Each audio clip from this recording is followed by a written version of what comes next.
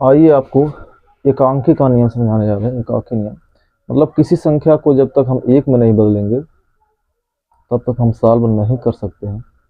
जब हम एक में कन्वर्ट कर लेंगे, चेंज कर लेंगे, बदल लेंगे तो हम बहुत आसानी से बड़े सवाल को भी लगा सकते हैं। चलिए देखते हैं आपके सामने। देखिए जिस तरह से 5 कुर्सियों का मूल्य यहाँ दिया है, 5 कुर्सियों का, सॉरी यहाँ 5 नहीं होना चाहिए, यहाँ 8 कुर्सियों, 8 कुर्सियों का मूल्य 3200 रुपया है। तो 12 कुर्सियों का मूल्य क्या होगा? अगर हम डायरेक्ट लगाते हैं तो शायद नहीं लगा पाएंगे, गलत हो जाएगा। इसको हम क्या करते हैं, एकाकी मतलब एक के रूप में बदलेंगे, एक कुर्सी का मूल्य निकालेंगे, तभी हम चाहे जितना, चाहे 12 का, चाहे 15 का, चाहे 7 का, चाहे 8 का, चाहे 25 का, चाहे 50 का, जिसका चाहे उसको आसानी से लगा सकते। चलिए देखते हैं किस तरह लगाना है। क्योंकि यहाँ दिया है आपका कि 8 कुर्सियों का मूल्य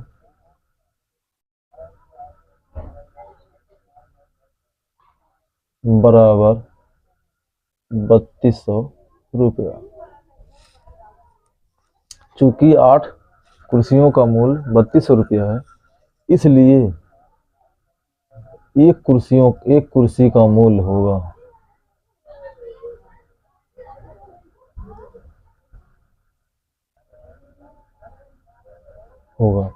अब देखिए एक सिस्टम है, इसमें एक नियम है। अगर अधिक का दाम दिया है, हमको कम का ज्ञात करना है, तो कम कैसे आएगा उसके लिए समझ लीजिए एग्जाम्पल के रूप में। जैसे कोई संख्या है, जैसे मान लिया जाए 8 है, इसमें अगर हमको 4 से भाग देना हो, मतलब 4 से अगर हम 8 में भाग देते हैं तो 4 दूना 8 हो जाएगा। मतलब भाग करने पर आपका कम आता है, यहाँ भाग करेंगे तो आंसर 2 आएगा। अगर इसी 8 का हम 4 में गुणा करते हैं तो 8 चौक हो जाएगा 32। कहने का मतलब अगर हमको ज़्यादा लाना है तो हमको, या ज़्यादा निकालना है तो हमको गुणा करना होगा।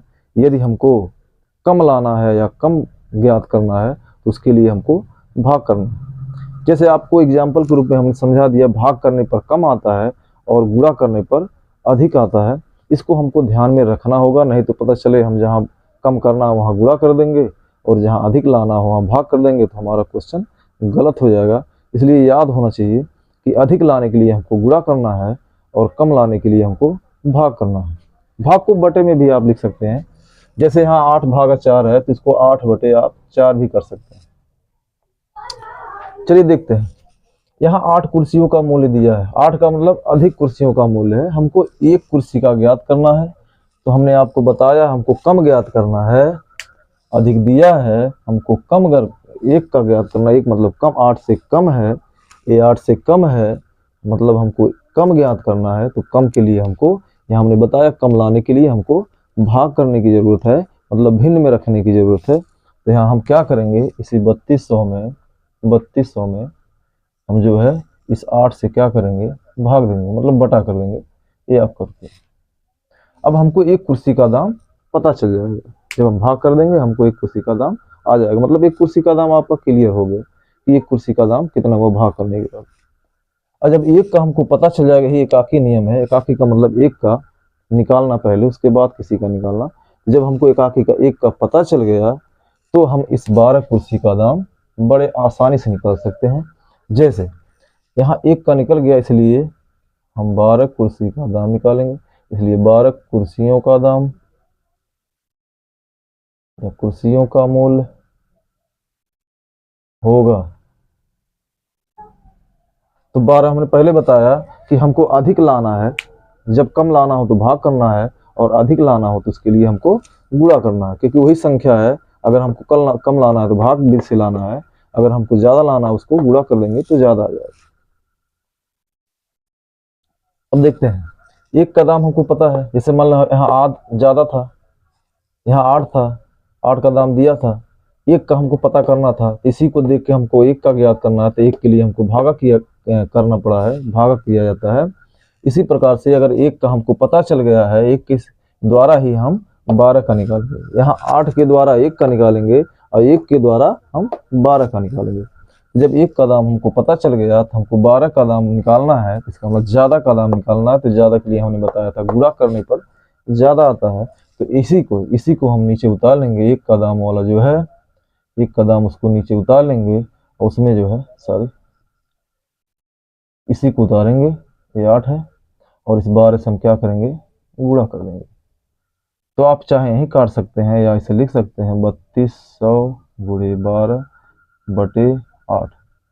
अब 8 चौका हो जाएगा 32, अब हो जाएगा आपका 00 यहाँ उतर जाएगा, हो जाएगा 400 गुणे 12 हो जाएगा। इस डायरेक्ट हम गुणा कर देते हैं 12, 12 चौक हो जाएगा 48, और 2 जीरो है, 2 जीरो उतार लेते हैं, 48 रुपये। मतलब 8 कुर्सियों का दाम दिया है, 1 कुर्सी का हम निकालेंगे। 1 कुर्सी जब निकल जाएगा तब हम उसके बाद इस 12 का निकालेंगे। यही इसका नियम है। इस प्रकार का आप हर चीज़ का निकाल सकते हैं। भैंस का दाम, बकरी का दाम, मुर्गी का दाम, साइकिल का दाम, मेज का दाम, सब्जियों का दाम, फलों का दाम, मतलब इस प्रकार का नियम। ये नियम मैं बार बार क्यों समझा रहा हूँ, क्यों इसमें टाइम ले रहा हूँ, क्योंकि ये सवाल आपको समझ में आ गया, ये सिस्टम समझ में आ गया, तो आप इस टाइप का जितना भी सवाल है बड़े आसानी से लगा सकते हैं। चलिए एक क्वेश्चन और मैं आपको समझा दे रहा हूँ।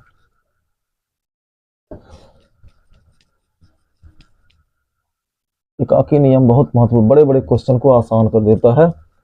ये इसको आप अगर आसानी से समझ गए, बढ़िया से समझ ले, 2-3 बार देखेंगे, एक बार नहीं समझ में आ रहा 2 बार देखिए, 3 बार देखिए, जब आपको समझ में आ जाए तो आप मान लीजिए कि आपका मैथ बहुत बढ़िया हो गया, क्योंकि आपको इस टाइप का क्वेश्चन बहुत अधिक मिलेगा। जैसे मान लीजिए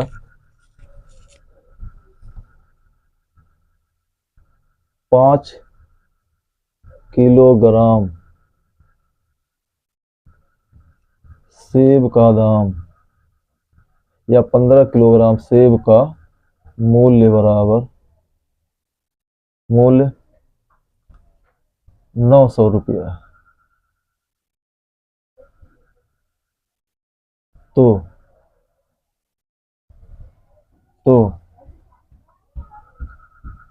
9 किलोग्राम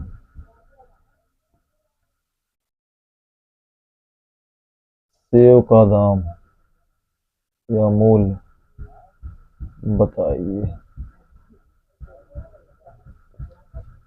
वही प्रक्रिया होगा, मैं बताया कि इसको आप समझ गए अगर बढ़िया से, तो इस टाइप का जितना भी सवाल होगा आप आसानी से लगा सकते हैं। वही प्रक्रिया होगा कि हम यही जो दिया है इसको हम लिख लेते हैं 15 किलोग्राम